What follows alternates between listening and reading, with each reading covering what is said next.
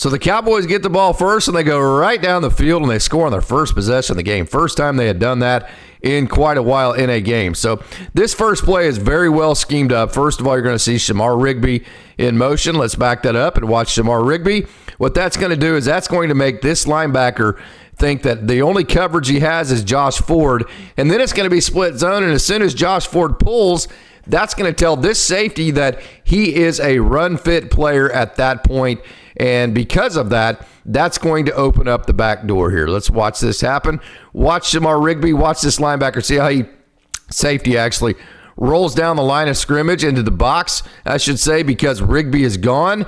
Now this corner is going to take Rigby in man-to-man coverage, and then once Josh Ford, this is split zone, meaning you don't block the backside 9-tech on purpose. You take an H-back or a fullback, you pull him across the play, and then you actually kick him with that H-back. So let's watch Shamar Rigby. See, he's in motion. Watch the safety roll down.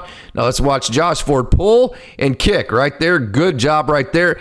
That opens up the back door, and great job, Gavin Freeman. He actually is going to seal this safety that rolled back down into the line of scrimmage. He's going to seal him.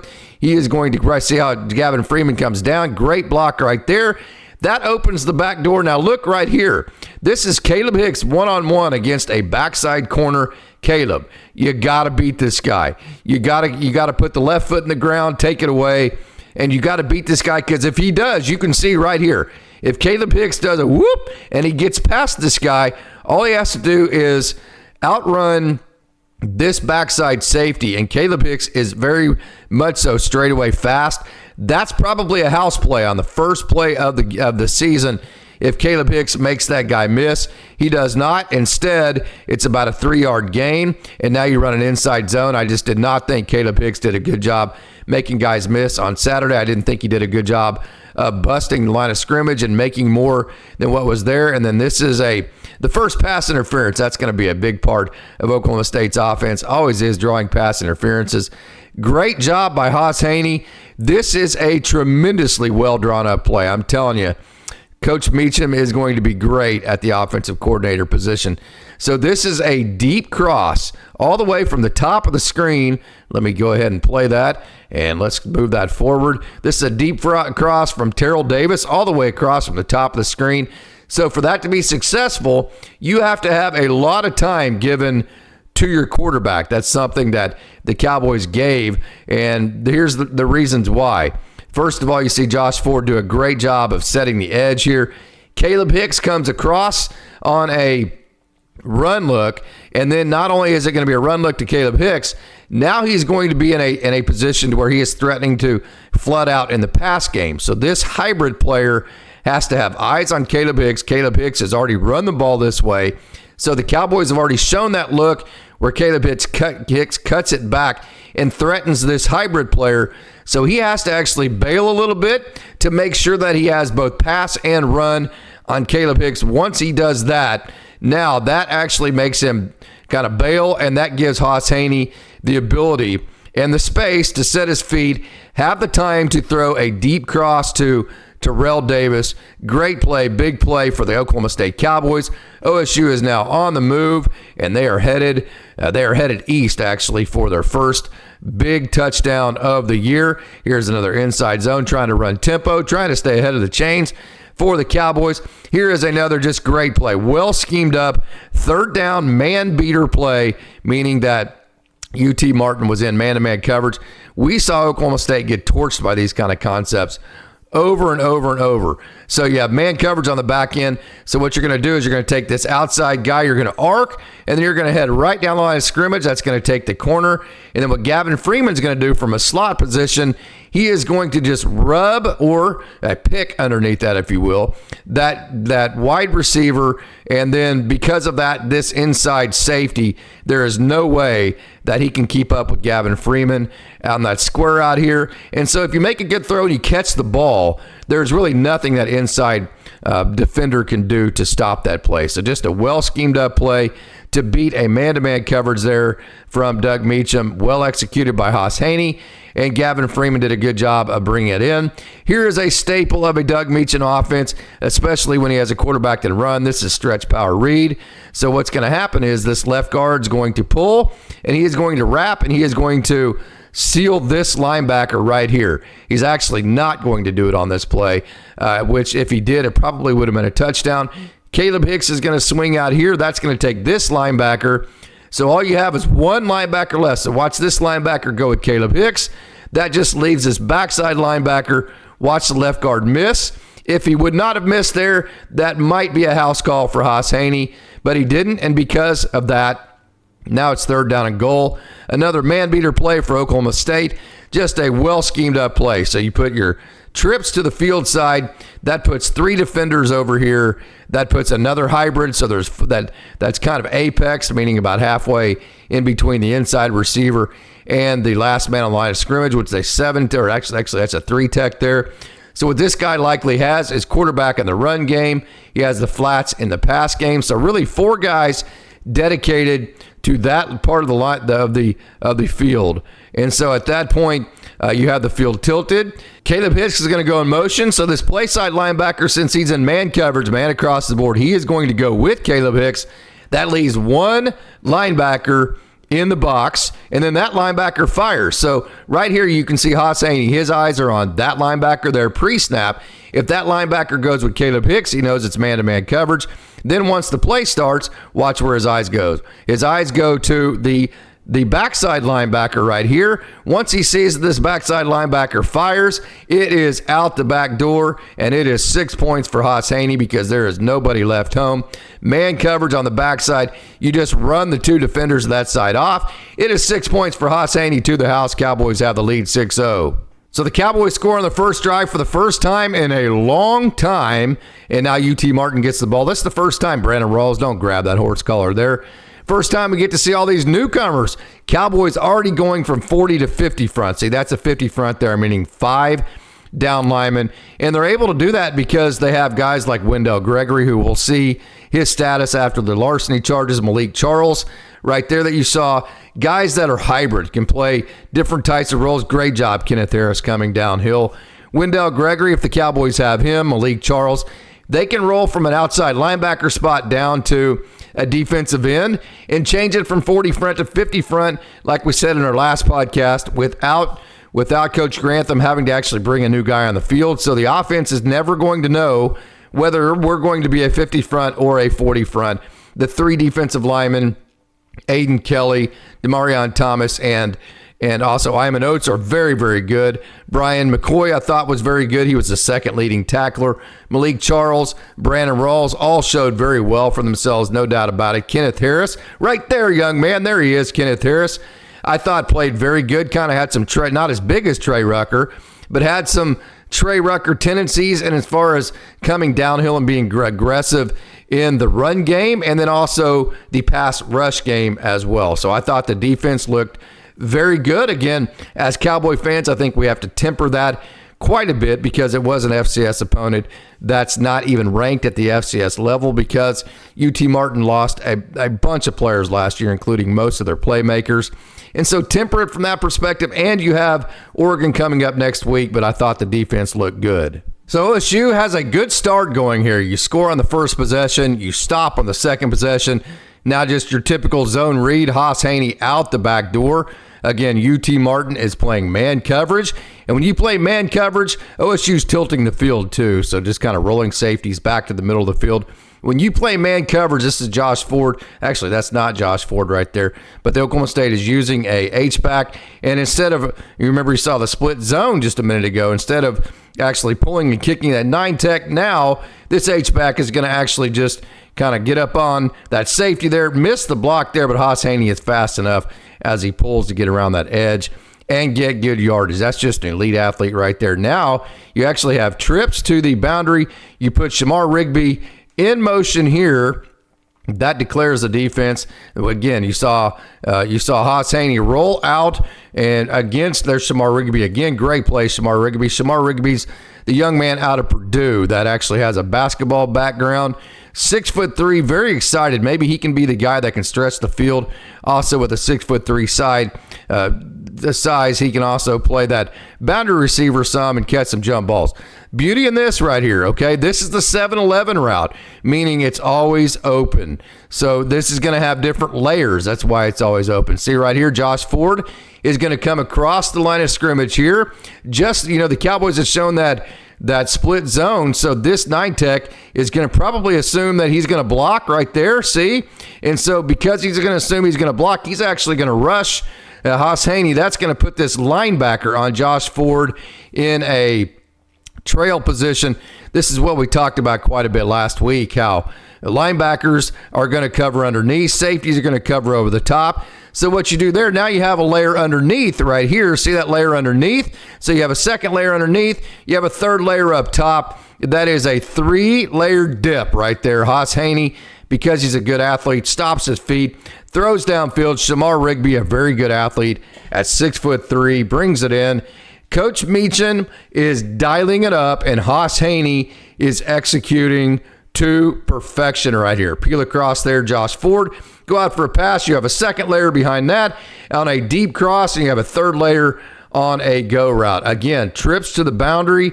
And you see Shamar Rigby actually lined up at the tight end spot. Splits out here, but you have basically trips to the boundary. Shamar Rigby back to the single. That's what I'm talking about. Shamar Rigby, just line him up to the single. You let him use his 6'3" size. That wasn't necessarily to the boundary, but we've already seen what Shamar Rigby can bring to this team. He's gone deep to the field side. He's been the guy that's been used in motion to determine whether the other team is in man coverage or zone. Now he's lined up in a tilted situation to where you have trips away from him. Just let him go, let him use his size, and try to win one-on-one matchups. So Shamar Rigby is a huge factor to this point. I think he's going to continue to be a huge factor. Terrell Davis, I think, can blow the top off the defense as well. Gavin Freeman can catch the ball underneath. Sam Jackson, the fifth, I think is a guy that's going to be an explosive playmaker. So Oklahoma State, they have a bunch of young, not necessarily young, but new receivers. We will see how they mesh. There's Caleb Hicks, good cutback. Oklahoma State's using that cutback with Caleb Hicks to this point. Probably the best run of the game for Caleb. I like that because you get flow one way. You seal the edge, you set the edge on the other side. You let Caleb Hicks, who has some speed. Actually, Caleb Hicks is quite fast. Cut it back, and if you can get that cut back, you might be able to get a one-on-one situation in space like we saw in the first play of the game. And then at that point, he might be able to beat somebody. You actually have trips to the near side and a tight end. So the tight end actually was dead on that play, so could not go out for a pass. So the defense surely had to recognize that. So you cover the outside receivers, just kind of a misfire there. There's Hejny. There is Shamar Rigby. The Cowboys now are faced with a 3rd down and 6 here against UT Martin. Threatening again in the red zone to score once again. You have 2x2 this time. You have one running back. You have motion here to Gavin Freeman. There is that stretch power read again. Hejny showing a lot of toughness there. I like that, kind of that Baker Mayfield look to him as he gets up like, hey, that didn't hurt. I'm a bigger old boy than you are. I'm a tough dude. Let's freaking go. There's that stretch power read again. You pull and wrap that left guard, that right guard this time. This time the guard at least gets a piece of that linebacker. Hejny makes it a manageable 4th down and 1. The Cowboys are on the march. Hey, you're thinking, hey, Coach Gundy is going for it on 4th down instead of kicking the field goal. Heck yeah, give it to your big back that's good inside the tackles. Caleb Hicks, just get up in there, young man. Get that 1st down. The Cowboys reset the chains. They're on the move. Caleb Hicks has been a good part of this drive. Shamar Rigby's been a good part of this drive. Hejny continues to execute well, and Coach Meacham continues to dial it up. Coach Gundy has to be pleased with what he's seeing to this point. Here you have the H-back to the top. You have 2 receivers at the bottom. Caleb Hicks. You actually have a tight end and an H to the top. Give the ball to Caleb Hicks up the middle. Again, just bust through that. Get a couple more, Caleb. He is capable. That's actually not Caleb Hicks right there. I apologize for that. That is number 25, Freddie Brock, who actually had that carry. So the Cowboys, again, threatening again, scored on their first possession. They kind of have a beat on what UT Martin's doing with their man coverage on the back end. So now it's 2nd down and 8 for OSU. Now you see kind of that ninja, not really ninja because there's only 2 receivers, but just kind of a bunch to the top of the line of scrimmage. And now you see the flood back to Gavin Freeman. We saw Oklahoma State use that pick route to Gavin Freeman in the first drive to get him open. Kind of another pick type of scheme. Just run him from the H-back position. Another very creative way to get your playmakers the ball in space. Gavin Freeman right here lined up at the H. Just bring him across the line of scrimmage to where the defense, if they do want to defend him in man coverage, they can't get to him. Just get him the ball in space. Let him turn his shoulders upfield. Let him run. And it is 6 points to the house, Gavin Freeman. So on the first drive, you got to see Brandon Rawls, you got to see Malik Charles, you got to see Kenneth Harris, guys like that. In this drive, unfortunately right there, you're seeing too much of Jaleel Johnson, although that's a great play until you do the horse collar move there, Jaleel Johnson. Jaleel, I'm so excited about him. He is going to be absolutely so good out of Putnam City. The Oklahoma State defensive end. Just grab the horse collar there. 2nd penalty of that nature of this game to this point. Overly aggressive, probably amped up and too excited for the first game, especially being at home. You're also going to see Cam Smith have a good possession here, but not a great play there by Jaleel Johnson. But again, it's very good pursuit. It's more of, hey, what is this going to be as we move forward? Clean up the actual mistake that happened. There's Brandon Rawls and great coverage there. So the Cowboys looking very good so far on defense, other than the fact that you've given 2 horse collar penalties to this point. Oklahoma State in an even front, a 40 front, a 4-man front there. You have a little bit of a rollout here. You have great pursuit again by Jaleel Johnson. Great coverage on the back end by Cam Smith. You can't ask any more than to have the quarterback being pursued. There's Cam Smith. Great job, young man. And then the receiver being covered. This was field side zone coverage by Cam Smith. These field side zone coverages they're going to be point guarded by Cam Smith. He's going to be that corner to that side. Those coverages there is what's really going to allow Coach Grantham to be very aggressive with his front 6 or front 7, whichever way that we decide whether we decide to go even or odd. Great pursuit there. I mean, last year, part of the problem of the tackling last year is that you did not gang tackle. You did not swarm to the ball. There's Brian McCoy right there, 2nd leading tackler this past weekend. So you saw the gang tackling all game long, the swarm tackling.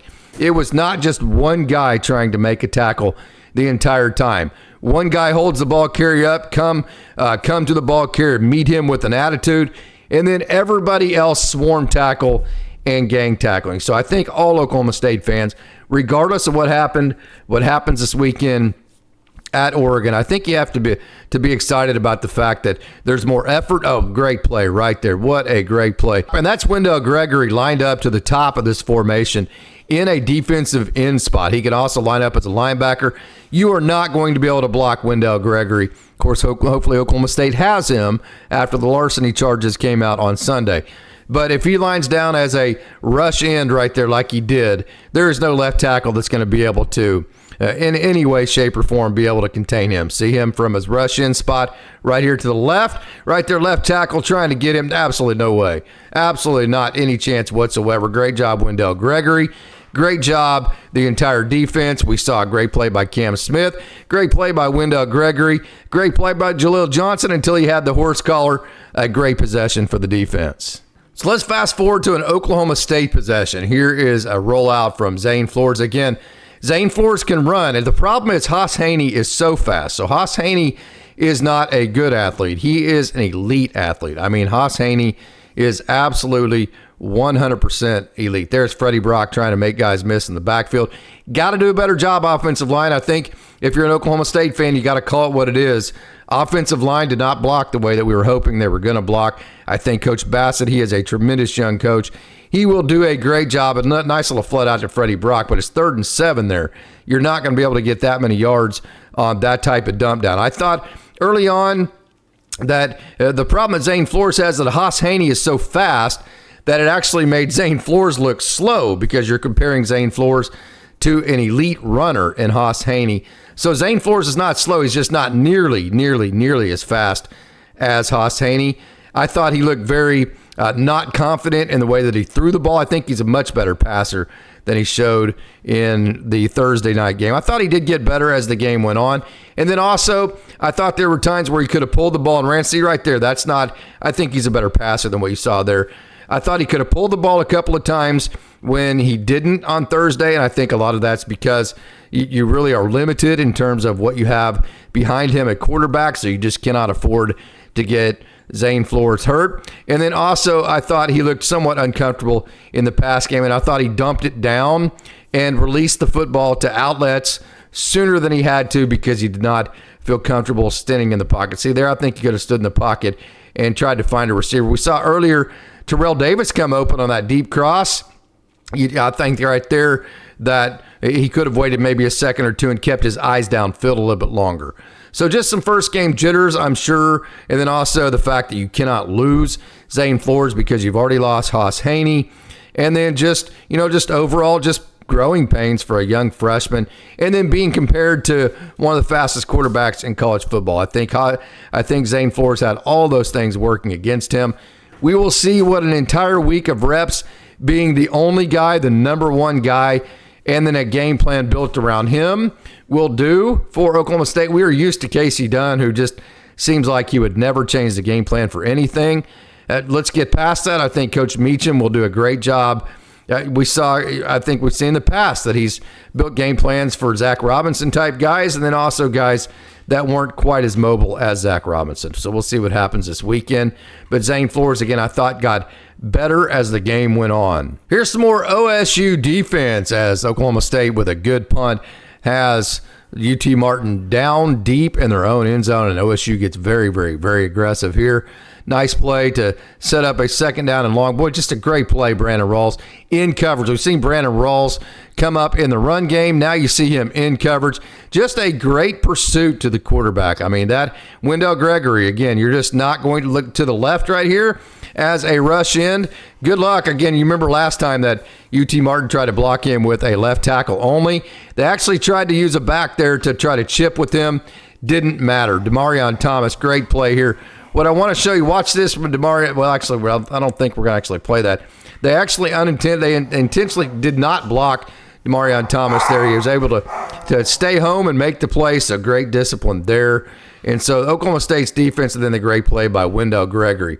So another really solid 3-and-out for Oklahoma State there on defense, and then UT Martin right before half gets the ball. And hey, just out the back door, sometimes it happens. Oklahoma State's being very aggressive. Sometimes you get a cutback and sometimes it hits. Brandon Rawls there and then Brian McCoy both making that play from their linebacker spots. Jaleel Johnson right there doing a great job staying home. So you're seeing great discipline. You're seeing guys break down at the point of contact but still be very aggressive in their tackling mode. There's Malik Charles, number 0, from the top, and Brian McCoy, number 5, in on that tackle. Another cutback. So it's the cutback now. Parker Robertson has to clean that up. When your safeties are cleaning things up, that's never a good thing. But Brandon Rawls, Brian McCoy in on that. So a nice 3-and-out, or not a 3-and-out, but a nice possession to get the ball back to Oklahoma State. And Oklahoma State fans were not happy that OSU was not aggressive before the half. But you have a new quarterback. He's not settled in yet. You really don't have a whole lot of scheme built in for him. So probably the right decision. Go ahead and just win the game. Get some things built in for Zane Flores and go see what you can do at Oregon. Going to cover one last Oklahoma State possession of this game. See, there is that stretch again. This time it's to Caleb Hicks. Remember last time it was to Gavin Freeman. This time to Caleb Hicks. I think that's what Caleb Hicks, I know he's known for running inside the tackles, but Caleb Hicks is fast. And so get him out in space. Let him use his speed. Get out in the open gate and see what he can do. So I really like this stretch play off that stretch power read. We saw that with Hejny be very successful. Now you're seeing it being ran with Zane Flores. Zane Flores reading that play side 9 tech. That is a good run. See, now you have Caleb Hicks. You got him in space. You got him outside. You got him to success. Now this is what Caleb Hicks can do. He can use his speed to the outside. Now give him the ball in the inside and let him carry tacklers. That's the yard after contact that Oklahoma State needs out of Caleb Hicks. That's the open space speed that we were expecting out of him. 2 really nice plays. Now a cutback right there. Not quick enough. Hit the hole. Be decisive. Cut that thing back, and let's go get 5 or 6 yards. I think he's good enough to do that, especially against the opponent that was in play here at UT Martin. Great pass by Zane Flores. This is probably the highlight for Flores and Terrell Davis. Again, Terrell Davis, you ask, who's going to be the top taker out over, if you will. That's not a very good way to put it. But another way to say it, which receiver is going to take the top off the defense? You got to hope that's Terrell Davis. No room to run there. Oklahoma State tried to go tempo after the big play. But the big, there you go, Caleb Hicks. Get that ball up the middle and battering ram your way forward, and then you can use your speed every now and then. So I think Terrell Davis, and also I think Shamar Rigby can take the top off. So you have a couple of guys that can take the top off as far as going deep. I think you have some really good underneath receivers in Sam Jackson the fifth, also Gavin Freeman. And then you have a couple of guys that can do a little bit of both. I think Shamar Rigby can also be a boundary guy.